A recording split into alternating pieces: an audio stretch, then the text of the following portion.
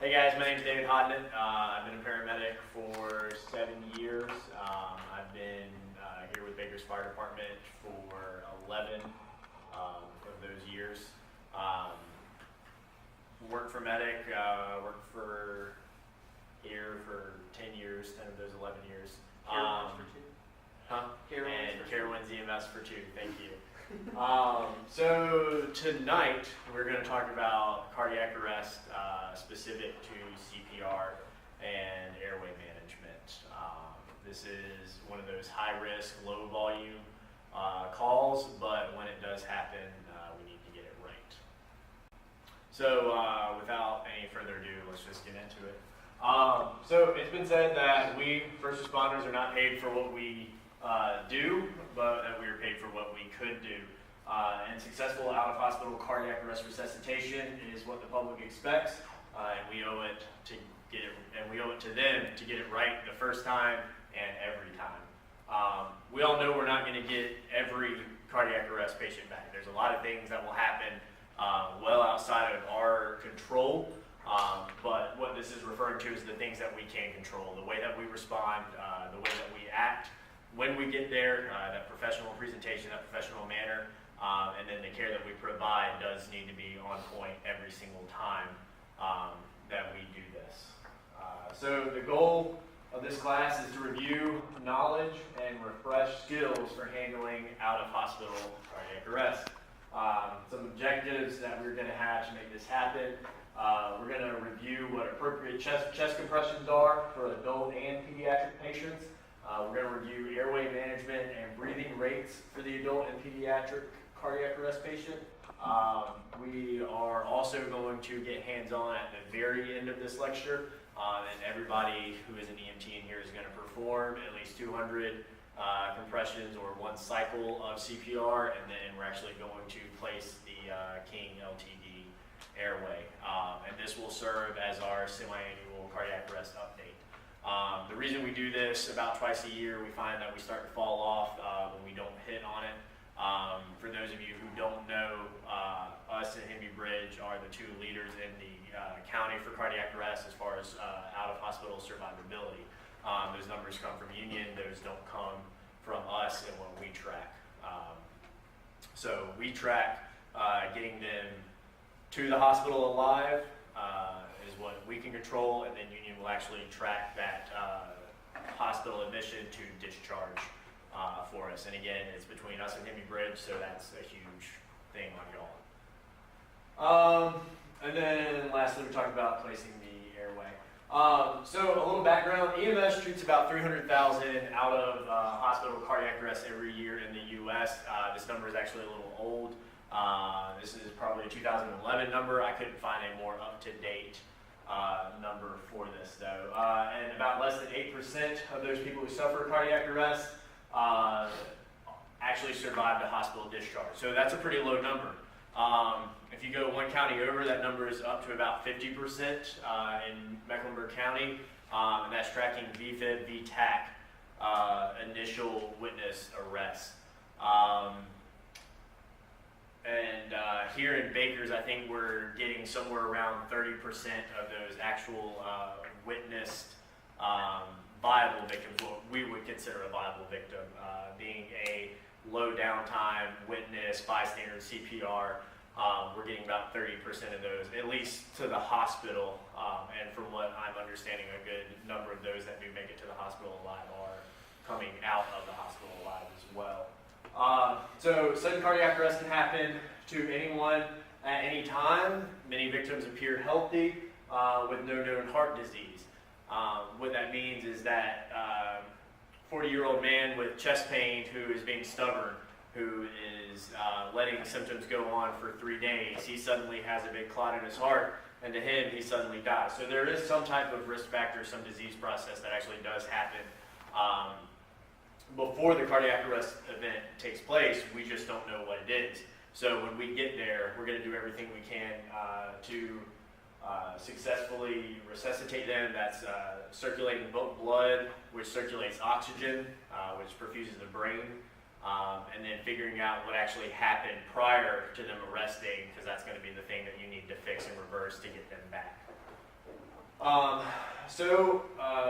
Pediatrics, about 5,800 children 18 years and under have an out-of-hospital cardiac arrest. This includes trauma, cardiovascular disease, and then SID, sudden infant death syndrome. Typically can occur within the first 2 years, can be a little longer, but that's actually a very not so understood etiology for young kids that are collapsing.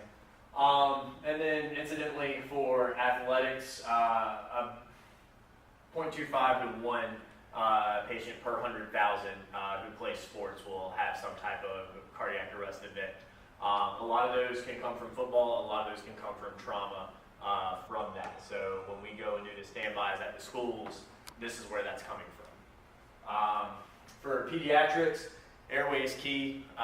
Most pediatrics arrest due to some type of hypoxic or lack of oxygen event. So we tend to treat their airway a little more vigorously.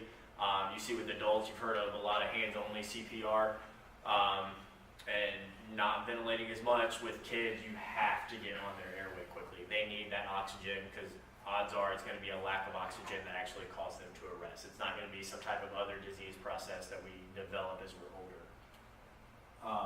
So I like the saying, time is muscle and time is brain. What that means is that early CPR initiation and early defibrillation is what's going to save these people.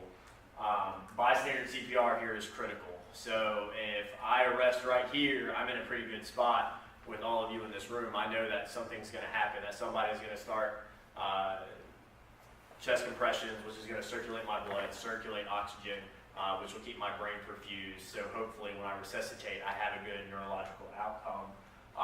For us, we take, on average, 4 minutes to get to the movie theater down here, and that's best case scenario. We have 4 minutes to the movie theater from the time that someone collapsed. So that's the event happening, the recognition, picking up the phone, calling, CCOM taking the information, dispatching, getting to the truck, driving to the call, and then the 30 seconds it takes to gather your equipment and walk in. So best case, 4 minutes. Best case, it's in a public area, it is witnessed. Someone who's a bystander stops, recognizes what's going on, and starts CPR. Not all CPR is the same in bystanders. Just know that only effective CPR hitting about 100 compressions a minute is really going to give that person a good outcome. So with that being said, less than 1/3 of out-of-hospital cardiac arrest victims receive bystander CPR. A lot of it's a lack of education, people not knowing, one, what to do, and two, those that do know that they're at least supposed to do CPR aren't doing it effectively. So, and again, unless CPR and defibrillation are provided within minutes, few attempts at resuscitation is going to be futile. Few attempts are successful. That's meaning that they've been down for too long, their blood hasn't been circulated, there's a lack of oxygen, and even a lot of people that you can get might wind up being brain dead just because their brains had that hypoxic event for so long. Most people, especially adults, that defibrillation is going to stop the quivering of the heart, or that VFib, VTAC etiology that at least we hope is there when we still get there. So that's why we carry AEDs on the trucks, and that's why you have a lot of public access AEDs, is that early placement, early analyzation is going to be key to hitting that heart and kind of resetting it, resetting its electrical pathways. So what we're going to focus on is compressions, airway, and breathing. We are not going to cover AEDs anymore. That'll be a whole nother class. So we're going to hit compressions, airway, and breathing.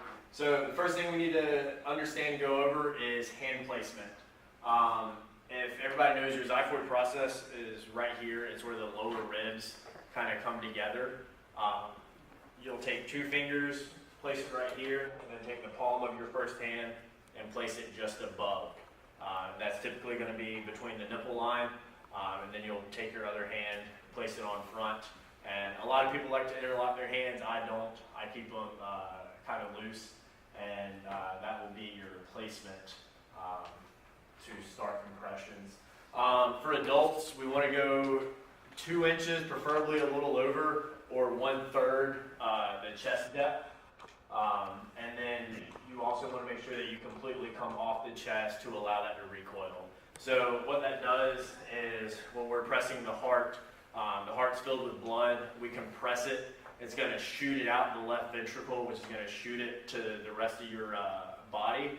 And then when we relax, it's going to almost suction blood in, or allow blood to fall back in the top part of your heart so that it can compress through the other chambers and then out again. So if you're not coming off, you're not allowing for that blood to fill back up in the heart, so you're doing ineffective compression at that point. For children, 1 to 8, about 1 inch to 1.5 inches is going to be good. And again, for kids, if they look like an adult, use an adult standard. So there's a lot of 16-year-olds who are much bigger than I am, especially these football players. There's even some 8-year-olds who now weigh 300 pounds. It's going to be ineffective to use that 1 inch to 1.5 inches. They need a full adult compression at that point.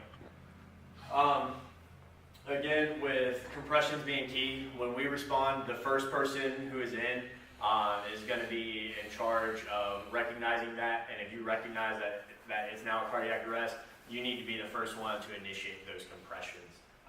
Again, we need it as early as we can. We're going to go about 110 beats a minute. The old song used to be Staying Alive. That's slightly slow, just barely faster than that. If you wind up hitting the beat of that song, it will work perfect. Chris has a Taylor Swift song that he likes to sing. You can get up with him after that. He'll tell you it's a good story. So when we start compressions, most people know AHA used to do 30 to 2. We're not going to do that here.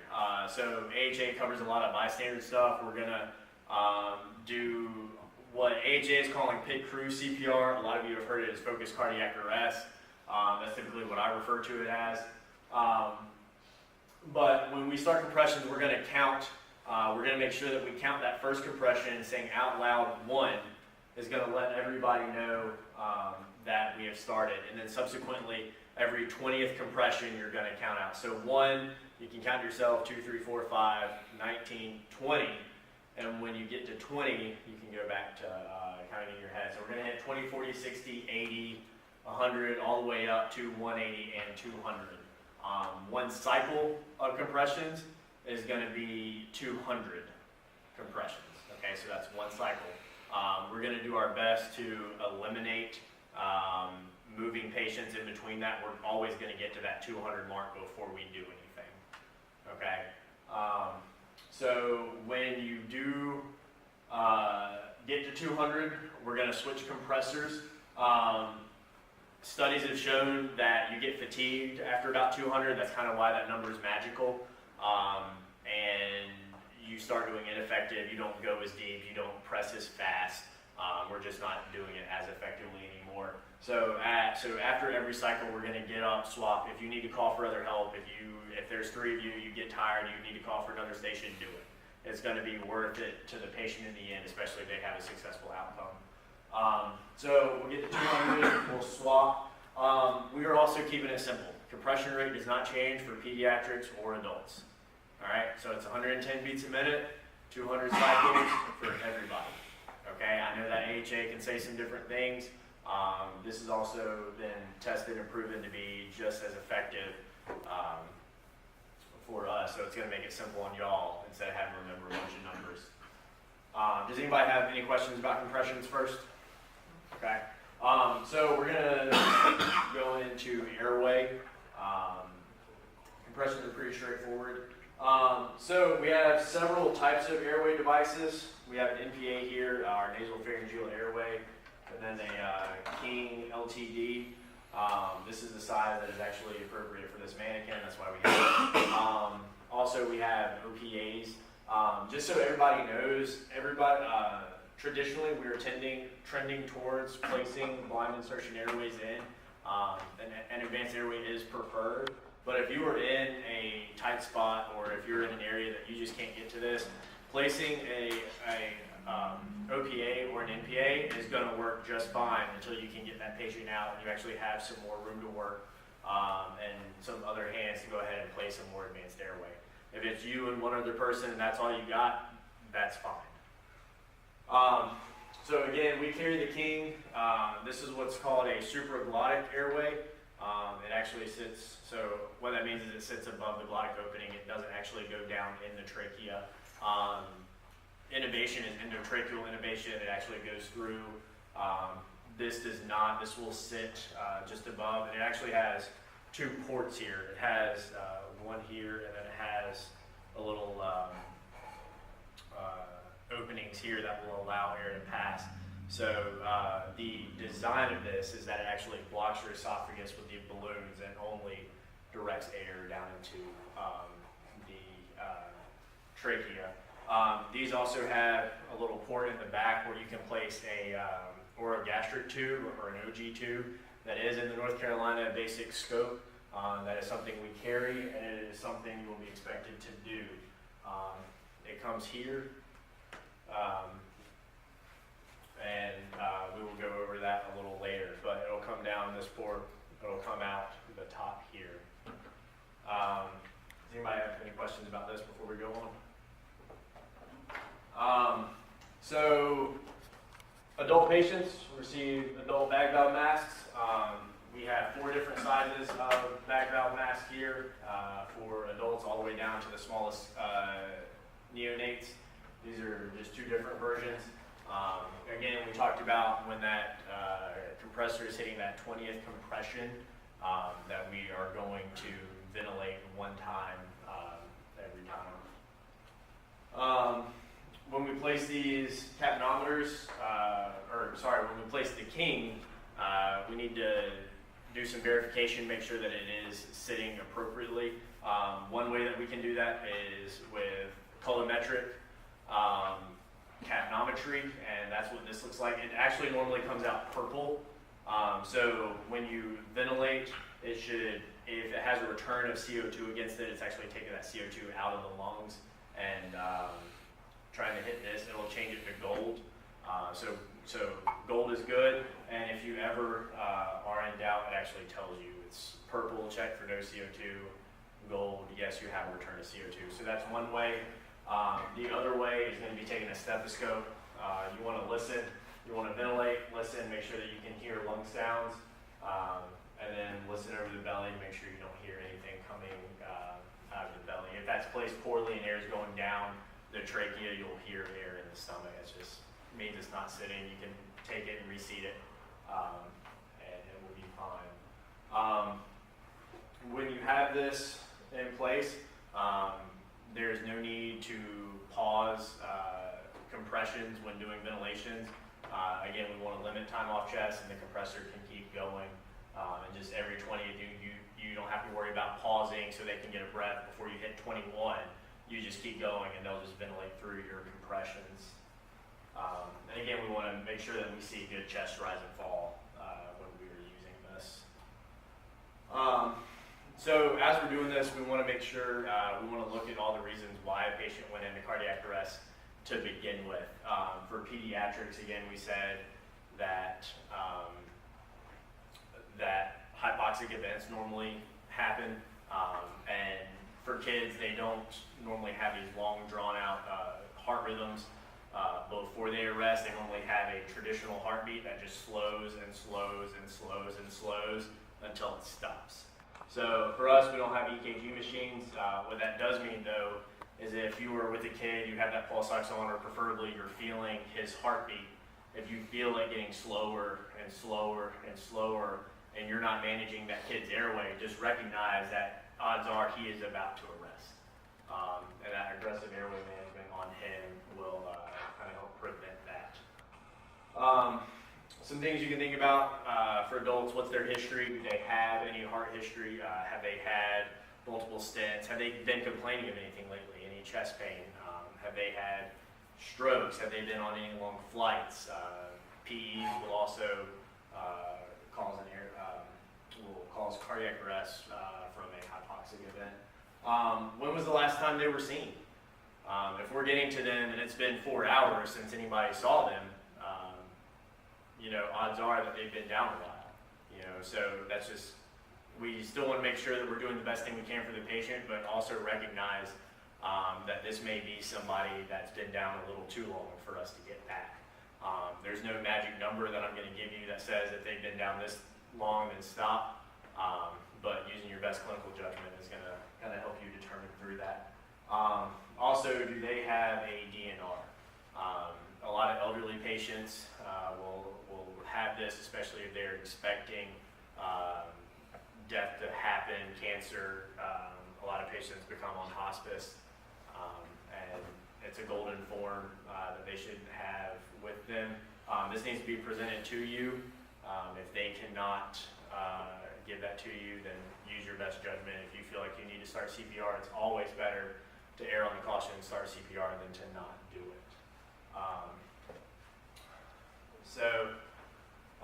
If available, we're going to have somebody document. I know that, again, it's a lot going on.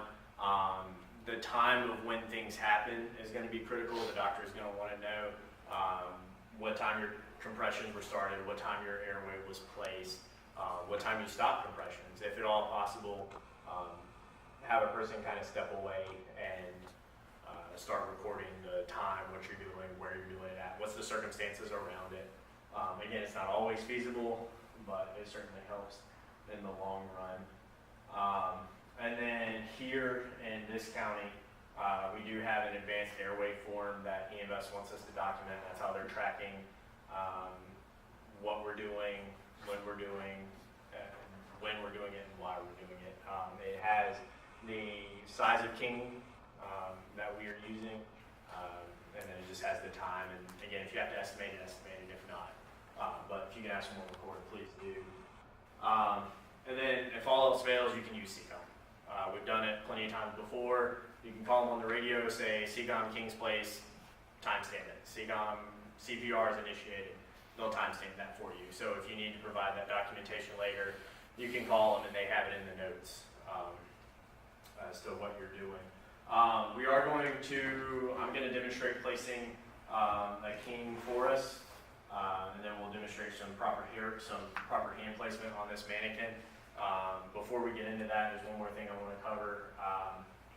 When we're placing these airways, a lot of times they can become lodged. The goal is that we're getting everybody back, right? So that means at some point we've got to stop, we've got to pick them up, we've got to move them. So this airway needs to be secured somehow. We have shoestring, some white string. We also have tube holders that will go around the base of the neck and kind of clamp right here. It looks like a C-clamp to help hold that. But one of the most beneficial things that we've found is actually taking a C-collar to put on that patient after that is in there. Anybody who's ever picked up a limp child or someone who's trying to play like their dead weight, you know, they just kind of fall and their head goes limp. Well, as their head moves around, that's going to dislodge that airway for you. So keeping that rigid collar on there will at least help keep it somewhat secure. Always assign someone to the head so you can hold that head there and help move them around, and they'll always ventilate kind of to manage that airway. But that is one good trick that will help you. And while you have time, go ahead and expose them. If you can cut their clothes off, if you just don't know what's going on, you can cut their clothes off, look for any type of rash, any bee stings, anything that could tell you maybe why this person went down, any big blood, trauma, whatever. It never hurts. There's going to be some time during a code when you're just doing compression, someone's just doing airway, and 3 people are standing around waiting to do something. That's okay, it's going to happen, and this is a great time to go ahead and expose the patient. And then lastly, before we demonstrate putting the king in, again, just remember that we are here under EMS's direction. Not all times what we are going to do and what they want to do is going to jive. Things that are going to matter is uninterrupted chest compressions like we've talked about. It is okay to please politely remind EMS that, hey, we're in the middle of doing a cycle of chest compressions. This is going to be more beneficial than movement. right now. And it's okay to kind of tell them that and then wait. If you get to that 200 cycle and they're absolutely adamant that now we're going to move, that's fine. Don't make anything worse. Don't try and conflict anything that they want to do. But if something happens that you feel is grossly negligent or grossly outside of what should have been done, just don't try and cause any problem there. Go ahead and write it down, bring it back to Mr. Mooney here, and he will be more than happy to take care of it for you from there. So, I believe everybody is familiar with Rescue Steve. We have Rescue Randy for dragging firemen, like Steve for our airway mannequin. So we're going to use him to place our airway. When we lubricate this, we have jelly in the little package. You'll just kind of put it around the tip here, and of course you'll have gloves on when you do this. You can kind of take it, swivel it around a little bit. There are 3 different ways that King actually says that you can place this in.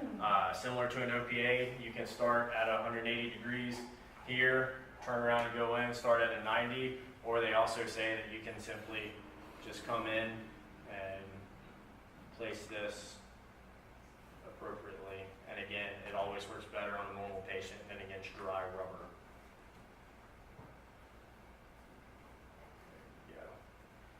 I did this once before we started this, so we'll secure that. Again, we have our color metric device that we're going to place on.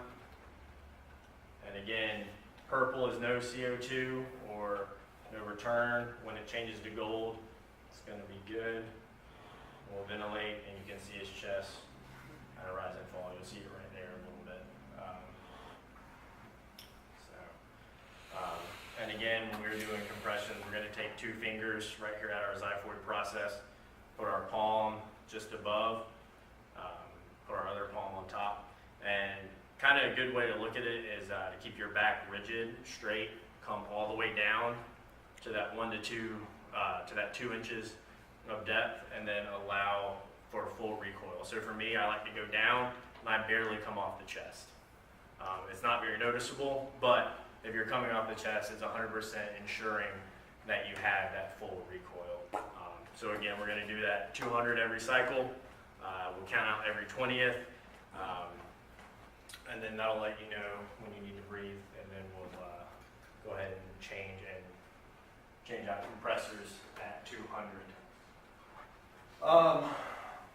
So again, just to recap, adult and pediatric patients, we're going to keep at 110 compressions a minute. We're going to do time off chest. We're going to limit to 10 seconds. Where that's going to be huge is that actually lowers the blood pressure. So for every couple seconds we're off, the pressure inside the body system dramatically drops. And then we spend probably the first 100 compressions building that up before we're actually circulating blood again. So keeping that down to 10 seconds will kind of help keep that pressure in the body's system up. And then we'll do ventilations at every 20th compression. Does anybody have any questions? All right. Without that, we will go ahead and break out. What do we do if that that thingy, the color on it, what's it called? The colorimetric? No, the other one, the one that's in that. The King? Yeah, what if that doesn't work? What if the King doesn't work? Yeah. So if the King doesn't work for whatever reason, there's a few things that you can do. We can go ahead and deflate it first of all, kind of pull it back and reposition it, and then what they call reseating. It shouldn't be very hard to push in. It should go in with these. Please do not try and jam it in. You'll cause all sorts of oral trauma, and then you'll start getting a lot of blood up. But what I would do is take it halfway out, kind of push it back in and reseat it, and then blow the balloon back up, and then we'll try and ventilate again. So if that does not work, again, then you can simply pull it and go back to an OPA or an MPA. That is just fine. There are some patients who have some anatomy that these don't work very well. A lot of times though, when we are seeing it failing, it's either not in far enough or it's in too deep and it's jammed in there. Not far enough in, that's pretty easy to fix. Just push it down in further, deflate it, push it down in further. Being in too deep though, you really want to watch out for it. It's causing a lot of trauma there. Does anybody have any other questions? Yep. How do we know what size to use? So that's a fantastic question. So on the side of each packaging is a number, and that number correlates with a color and a size. So this is a size 3 king. If we had the package, it would show that it's for patients 4 to 5 feet. A size 4 is going to be 5 to 6 feet, and a size 5 is going to be 6 feet and over. Here at Baker's, we do have a size 2, 2.5, and 3 as well. And it has the amount of air that you need to press in to push in the balloon as well. So we give you a 60 cc syringe. This requires 45 mLs. When you press that in, you'll see this small balloon start to inflate. When that's inflated, it's your kind of outside gauge that your internal balloons are inflated. All right? What about, how do you know what size to use for NPAs? For NPAs, so you're going to measure from the patient's nose, from their earlobe to their nose is how you get their NPA, and their OPA is going to be from the earlobe to the corner of the mouth as well. If there are no other questions, we'll all break out. Yes, sir. So there's no way of that entering the stomach? So short of you jamming it down in there, the whole design is that the balloons here will actually sit just above the trachea, just above the esophagus, and will kind of block that off. Yes, if you want to jam it in there, or if you took a laryngoscope blade and actually tried to purposefully put it in there, it is possible. But again, it gives you depth markings about where their teeth should be, and as long as you're falling within there, most times for most patients, you're not going to enter. And that is the big keys most times for most patients. Again, these are height determinant, they're not weight determinant. So a 400-pound guy who is 5 feet will still get between a size 3 and a size 4, depending on how you're feeling, that 5-foot size. It won't get the larger 6-foot airway.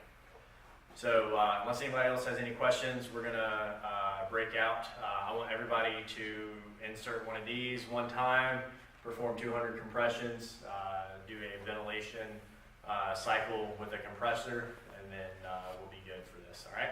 Now we're going to do the skills portion of our CPR and airway lecture.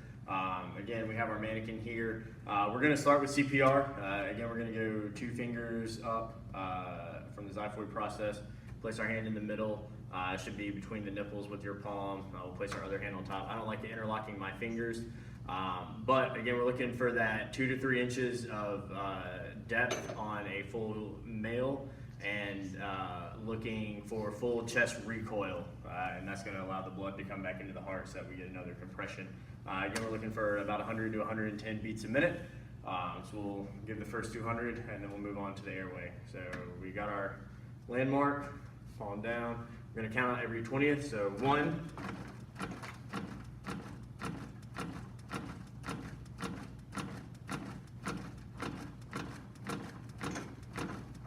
20,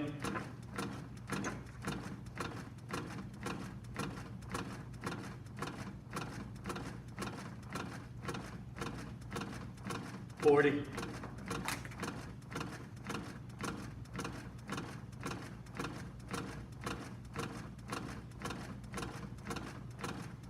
60,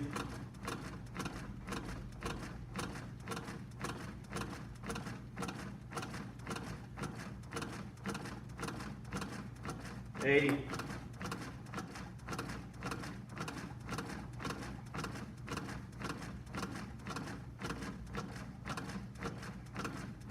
100,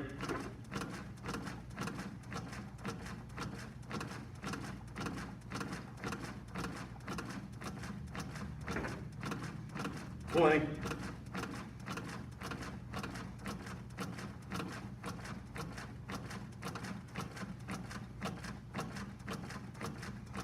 40.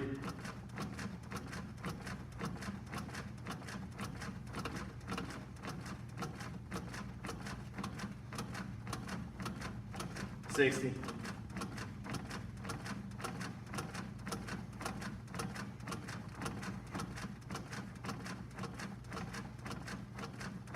180.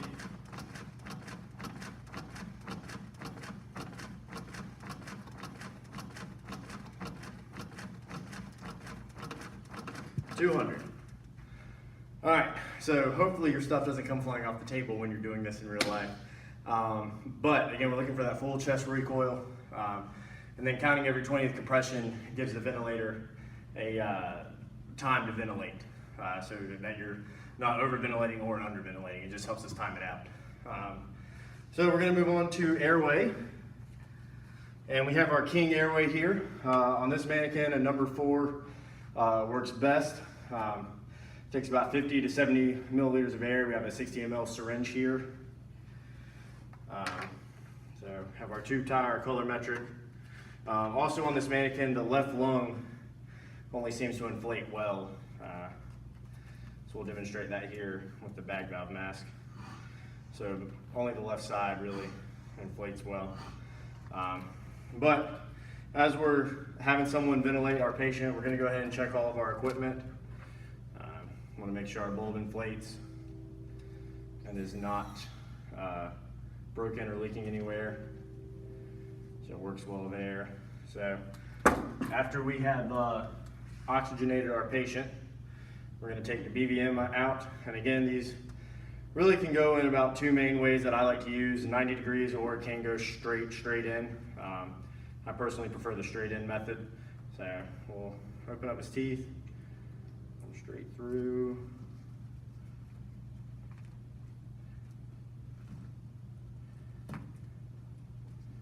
Straight in the mouth. Go ahead and secure. When this little bulb is inflated all the way, that's how you know it's sealed. Go ahead and inflate it just a little bit. Go ahead and stick our colorimetric device on. It normally comes out purple. If there's purple, there's no CO2 return. If it flips to gold, then you have positive CO2 return. That's a sign that your tube is in the right place. So on this side, we have a little bit of rise. This mannequin doesn't work very well with the King. But after we're done with that, we will go ahead and confirm the placement. So we want to listen to the lungs and the abdomen to make sure there's no, to make sure our air is where we want it. Listen there, we have good breath sounds, and make sure you have no epigastric sounds. So after we've confirmed our placement, we'll take our tube tie and go ahead and secure this, hopefully without it falling off.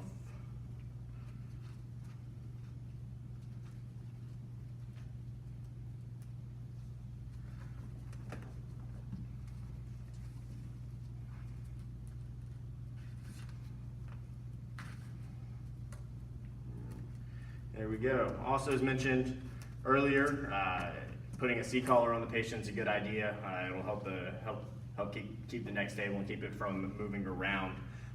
So now we're going to go ahead and we'll reset this, and we'll let you guys come up and try this. So we're going to do this in tandem. We're going to do one person doing CPR, and while they're doing CPR, the other student's going to be placing the King and securing it, and then ventilating. And after that, we will swap and let the 2 students take a turn, one being the compressor, one being the ventilator, and then the other being the ventilator and compressor.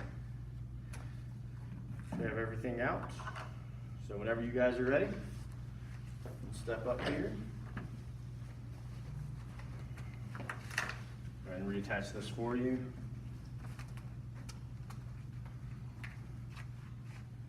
Go ahead and give you a stethoscope if you want. So whenever y'all are ready. 1. So again, that 1 is just signaling that we have started CPR. 20.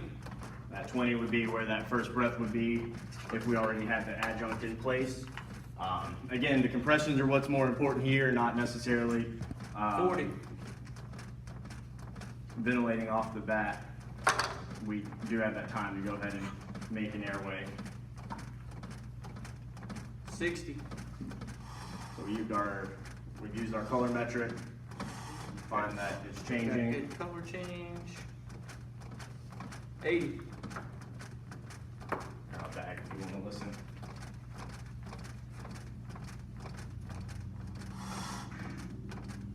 $100. So we have good breath sounds. We're good.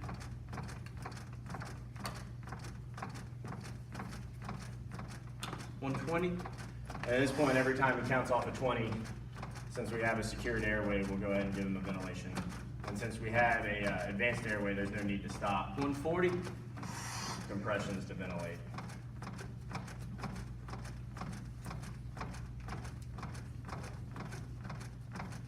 $160.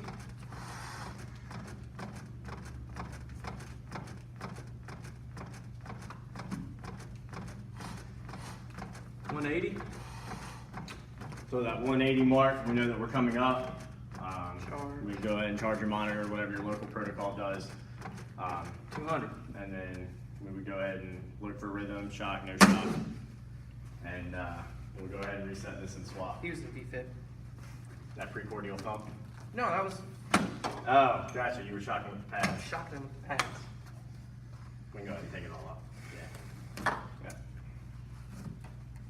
So we'll reset. Students will switch roles.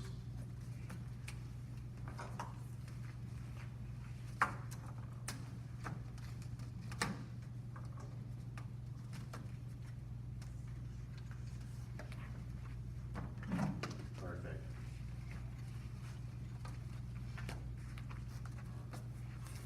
And whenever you guys are ready, we can go ahead and restart whenever the compressor wants to start. No pulse. Patient has no pulse. No pulse. Start CPR. 1.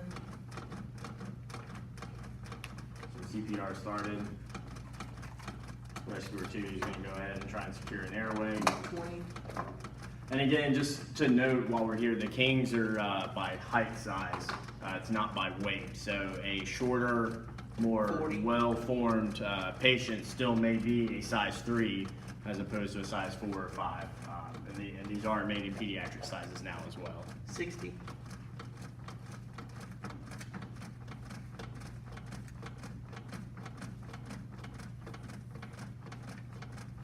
$80.